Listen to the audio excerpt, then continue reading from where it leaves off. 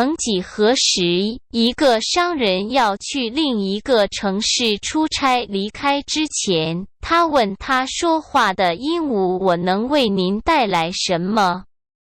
鹦鹉说：“如果您在任何地方看到鹦鹉，请告诉他们关于我的事情，然后告诉他们我在监狱里。”商人说：“好吧。”当商人经过另一个城市的花园时，他把鹦鹉的信息告诉了栖息在树上的鹦鹉，倒在地上并 died。The 商人很伤心看到 this。